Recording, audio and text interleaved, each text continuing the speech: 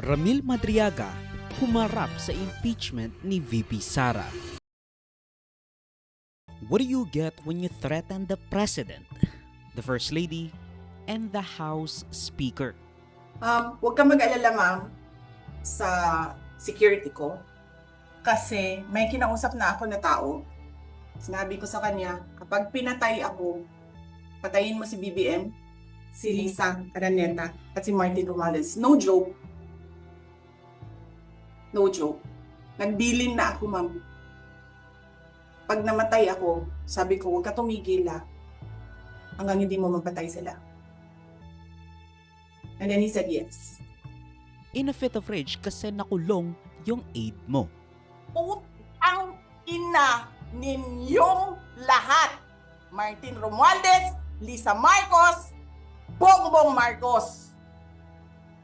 The chair declares the sufficiency in substance of Sabala et al. Impeachment complaint. So ruled. The chair declares the Cabrera impeachment complaint sufficient in substance. So ruled.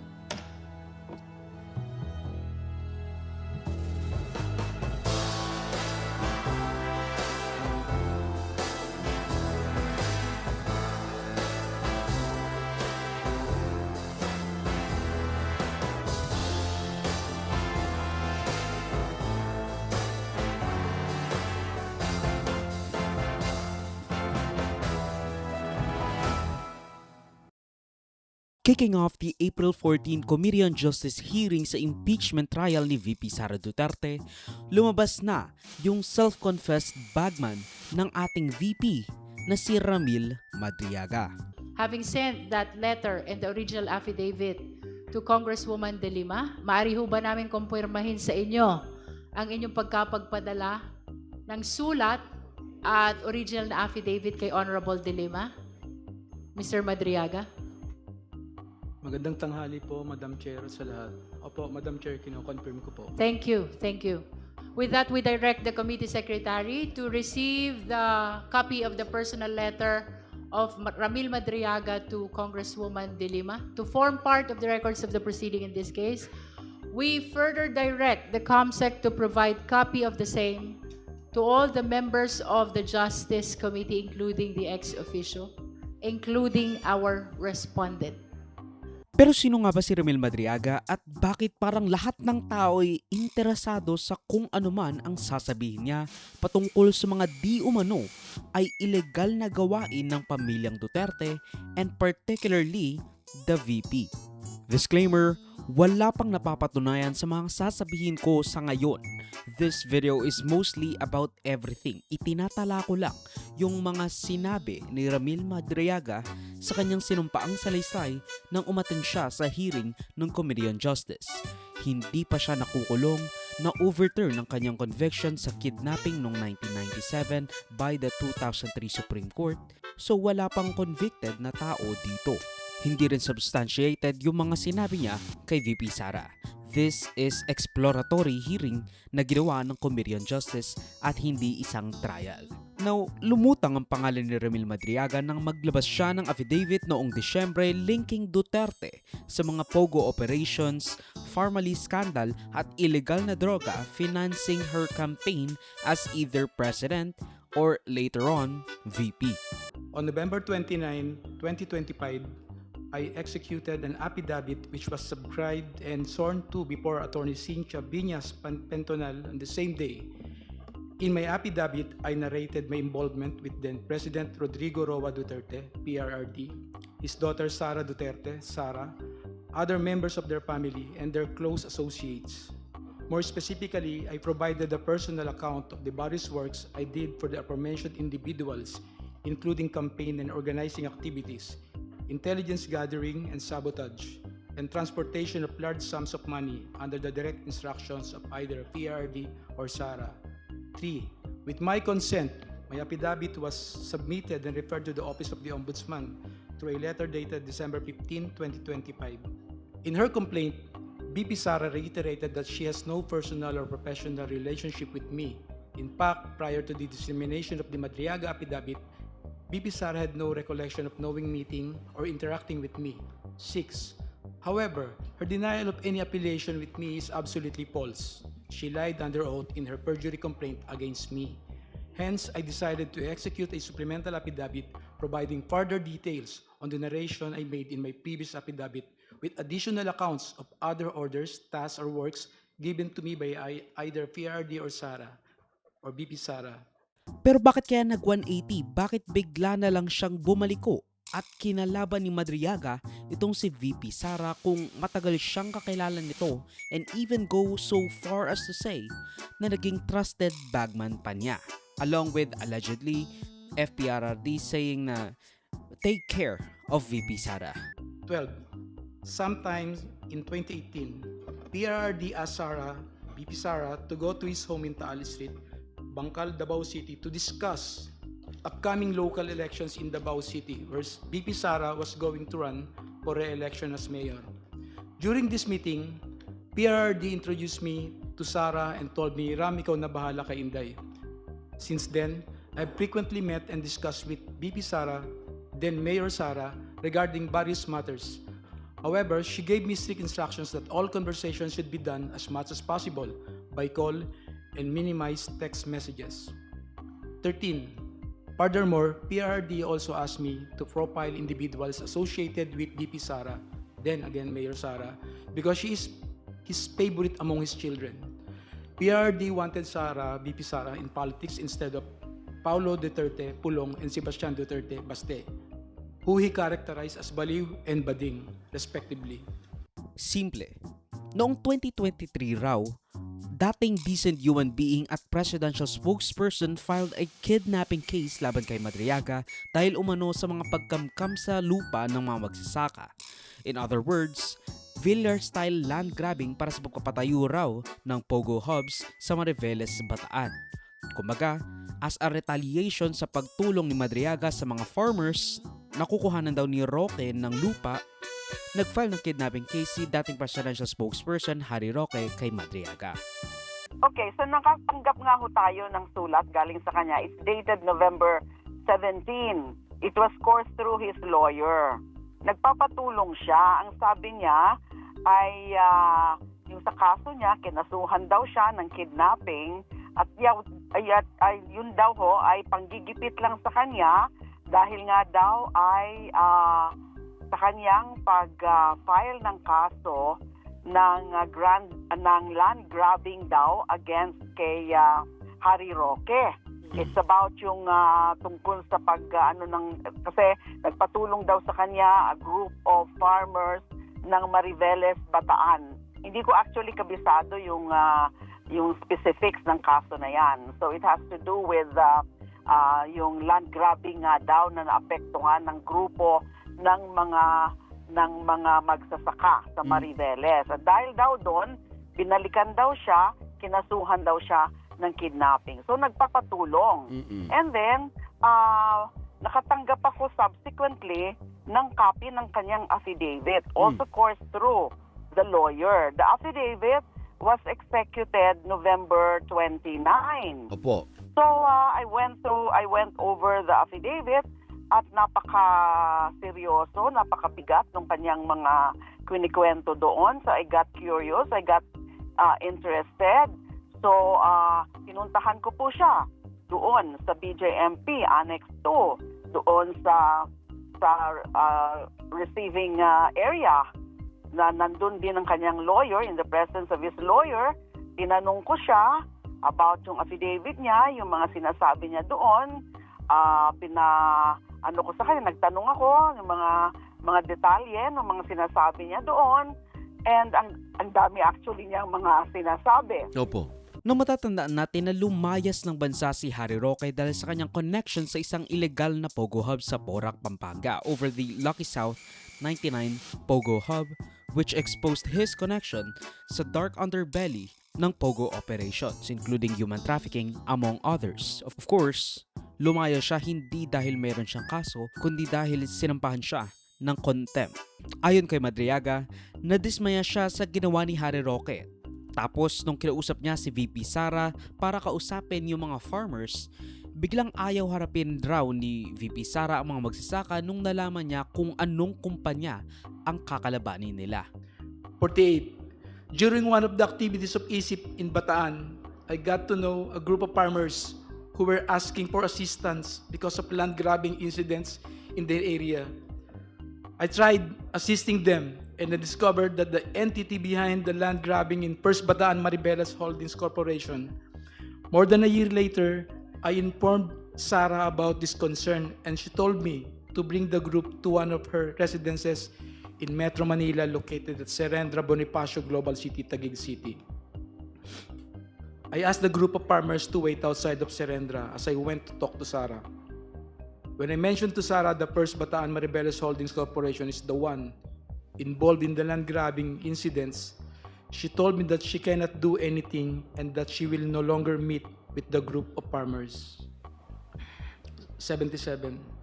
Frankly, I felt bad and disappointed given that Attorney Harry Roque filed the case against me in retaliation after I tried to expose his land grabbing activities in Maribeles, Bataan, together with his Philippine offshore gaming operator partners.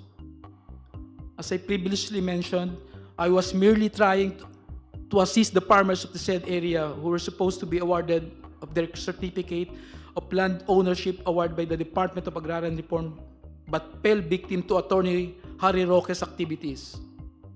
Attorney Roque and his POGO partners wanted to convert the said place into a POGO hub after he facilitated the transfer of at least 60 land titles to First Bataan Maribeles Holding Corporations. In fact, Danny Corral, President and Chief Executive Officers of First Bataan Maribeles Holding Corporations, is also an incorporator of Lucky South 1999 Outsourcing Incorporated and Lucky South 1999 Corporation, which were involved in POGO operations in Pampanga. Number 80, more importantly, I felt betrayed that despite all my efforts to support Sara, to the extent of even committing high-risk acts for her and her family, she did not lift a finger to stop Harry Roque, who is her known ally and supporter, from filing the unfounded kidnapping case against me. It reaches to a point na ayon sa kanyang lawyer, habang nakakulong si Madriaga sa Camp Bagong Diwa, months bago niya ilabas ang affidavit, dinalaw raw siya ni VP Sara ng 2 beses para makumbinsing pigilan ang expose by contacting a judge na konektado raw sa VP para ma-dismiss ang kanyang kaso. Sometime in October 2025, after I got arrested for alleged kidnapping, I was called by Jail Warden Jose Marie Sabiniano in his office. As I made my way to the office of Jail Warden Sabiniano, I was surprised to see Sara through the metal railings of the passageway. She smiled and waved at me. Number 76. When I entered the office of the Jail Warden Sabiniano, he asked me if I know Attorney Joyce. I replied, Joyce dapat, and Jail Warden Sabiniano handed me a phone. When I said hello, I recognized the voice of Sara and she asked me about my well-being and conditions inside the detention facility. She was also apologetic for failing to do something or assist in my ongoing criminal case.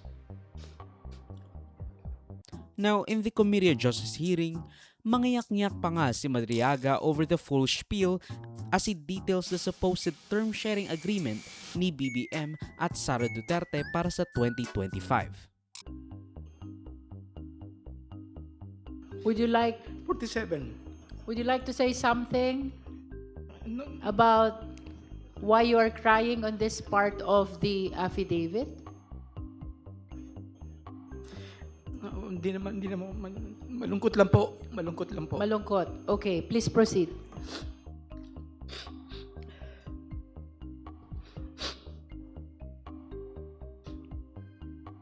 Madam Chair, can we allow the witness to please? Honorable witness- Dumogan.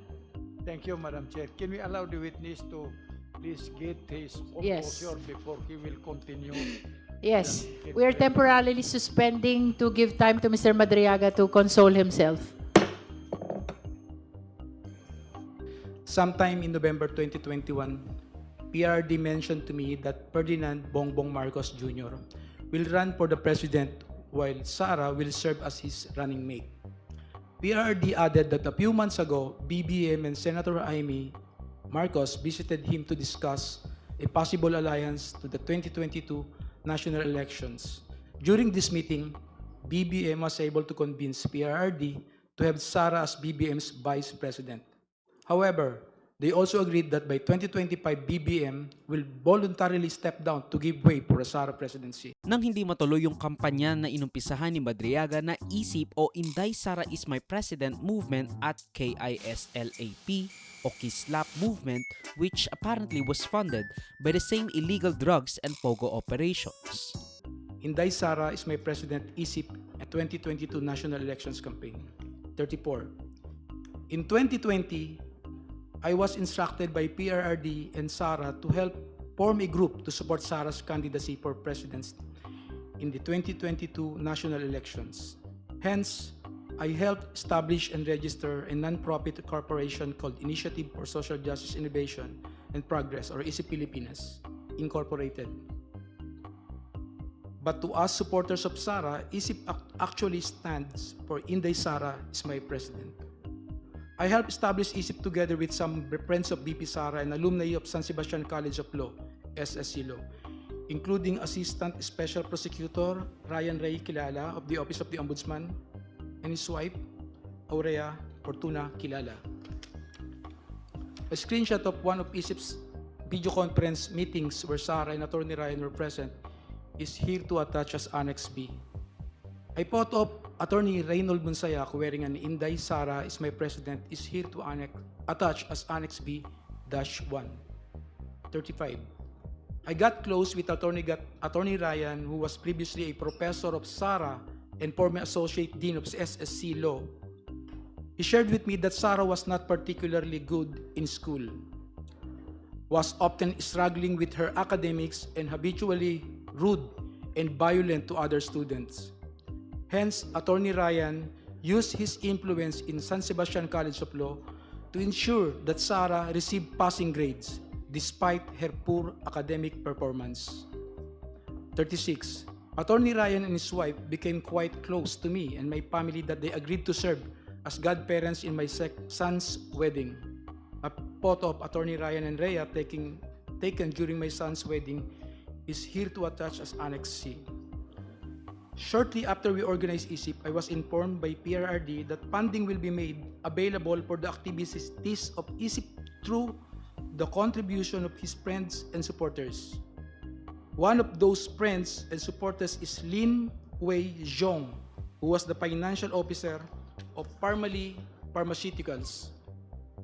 Sometime in June or July 2021, PRRD informed me that someone will call me to directly coordinate the turnover of 175 million to fund ISIP's organizing efforts, promotional and campaign activities. Thereafter, a man called me to proceed to the basement parking of Seda Hotel, Quezon City, to pick up the said amount. Thus, I hurriedly went to the place with my cousin Rosendo Madriaga. As I recall, the money was placed inside several large backpacks and bags, which were handed to me at basement of parking of Seda Hotel, Quezon City.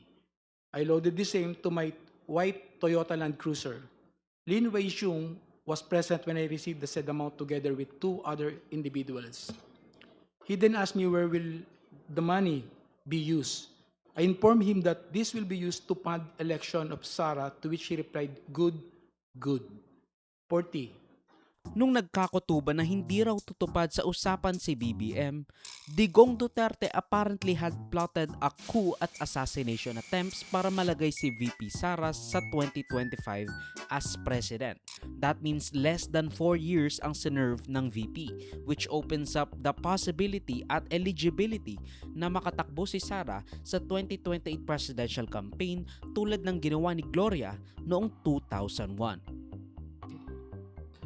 After Sara took her oath as Vice President, PRRD had a discussion with me, with retired generals of the Armed Forces of the Philippines, where I was also present regarding all the possible scenarios for unseating BBM by 2025. in case he reneged on his promise.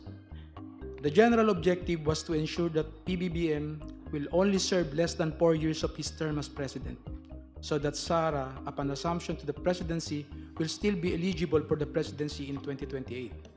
31. I remember that one of the plans considered was to sabotage BBM's administration by using some of BBM's own men, either recommended by PRRD for appointment or allied with the Dutertes, to reveal supposed corruption issues that will serve as a precursor for an impeachment for complaint. 32. In the event that BBM will not voluntarily step down or hand over the presidency to Sara, extraordinary measures of overthrowing BBM will be considered, which include assassination, mass resignation of government officials, civil disobedience, and even an armed assault of Malacanang Palace. It was also considered by PRRD to arrange assassination or armed hits of several government officials in order to cause massive civil unrest.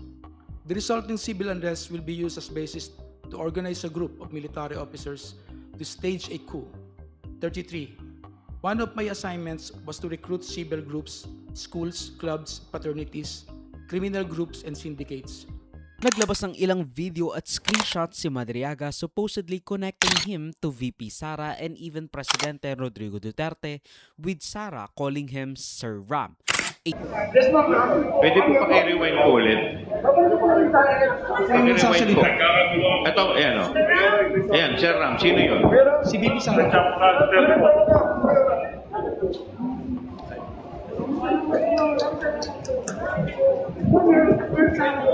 Sino po yung Sir Ram na tinatawag niya? Ako po, Your Honor, ako po, Madam Chair. Ayun po. Happy birthday, Sir Ram. I wish you good health and happiness. A dubious painting na binigay raw niya kay VP Sara na apparently hindi raw yata totoo, and even Duterte being carried by one of her professors sa law school. Got close with Attorney Ryan, who was previously a professor of Sara and former associate dean of SSC Law. He shared with me that Sara was not particularly good in school, was often struggling with her academics, and habitually rude and violent to other students. Hence, Attorney Ryan used his influence in San Sebastian College of Law to ensure that Sara received passing grades despite her poor academic performance. 36. Attorney Ryan and his wife became quite close to me and my family that they agreed to serve as godparents in my son's wedding. A photo of Attorney Ryan and Rhea taken during my son's wedding is here to attach as Annex C. Dinawit niya rin si dating Ombudsman Samuel Martires when he claimed na he gave to the Ombudsman as directed by FPRRD at VP Sara millions of pesos over multiple times. Money deliveries under the instruction of Sara. In the morning of December 20, 2022, Sara called me and she said, "Sir Ram, please coordinate with Colonel Nolasco. Meron tayong deliver sa San Pablo, Laguna, sa Night Street, at sa Ombudsman." Sara added, "Bawi tayo sa kanila later." Later, I received a text message from her indicating the places of delivery, which include San Pablo, Laguna, Night Street, Office of the Ombudsman, and the corresponding contact numbers. Number 56. At around 8 a.m. the same day, the team met in my residence at Cainta Rizal before we traveled to the last location, OMB parking area. This time, however, we only used my blue Toyota FJ Cruiser and the red Mazda sedan, where the remaining 2 bags were previously placed. We left my residence at around 8:30 a.m. Richard was driving my blue Toyota FJ Cruiser, while Arman and another person, Noel, and he brought along were aboard the red Mazda sedan.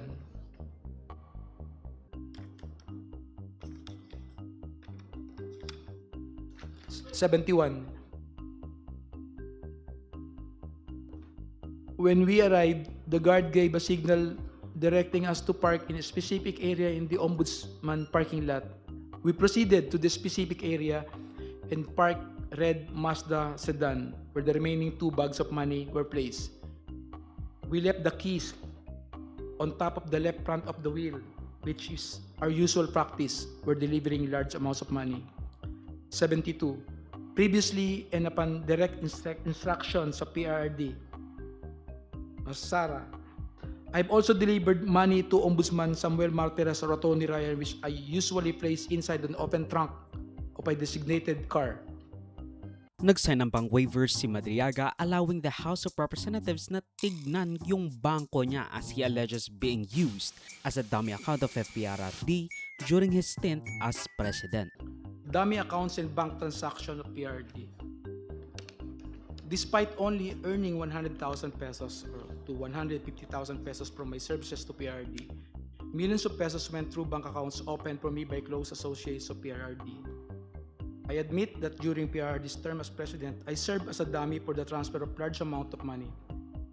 These transfers were made through bank accounts that were opened under my name, which include but are not limited to the following: China Bank, Legazpi Village, Makati City; China Bank, Main Makati City; China Bank near the power station at Ayala, Makati City; PNB Makati Metropolitan Avenue Branch, Makati City; an unknown bank in Pasig City. To prove the aforementioned allegations, I am willing to execute an affidavit, authorization, or any other document, and to perform all acts necessary for Committee on Justice of the House of Representatives or the courts to access the aforementioned bank accounts and all other bank accounts under my name. Siya rin daw mismo ang nag-dispose ng inulat sa balitang 125 million pesos. Pero ang plot twist, hindi raw yon nagastos ng 11 days kundi less than 24 hours. A few years later, I read from several media reports that 125 million OBP confidential funds in 2022 were reportedly utilized in just 11 days. This is wrong because I personally disposed the money in less than 24 hours. Isama mo pa yung pagnilay-nilay daw ni Duterte na ipapatay si former Senator Antonio Trillanes pero hindi tinuloy dahil sa koneksyon ni Trillanes sa mga tao sa militar, which is probably the most credible dahil Trillanes proved to be such a pain in the ass sa mga Dutertes pero wala silang makita sa kanya during his time as president that he only resorted to canceling his amnesty dahil wala siyang mapahid na kaso. 11. As part of my duties, PRRD specifically instructed me to monitor, operate, and sabotage former Senator Trillanes. However, PRRD was apprehensive in ordering the assassination of Senator Trillanes because of the latter's support and contact in the armed forces of the Philippines. Now, marami pang mga isiniwalat si Madriaga pero we won't know for sure if this testimony will hold up under scrutiny kapag nagkaroon na talaga ng isang full-blown trial sa Senado if magkaroon nga talaga ng impeachment trial. Tikom rin naman si Duterte but that could just be a tactic of saving the best arguments for last sa full-blown trial ng Senado.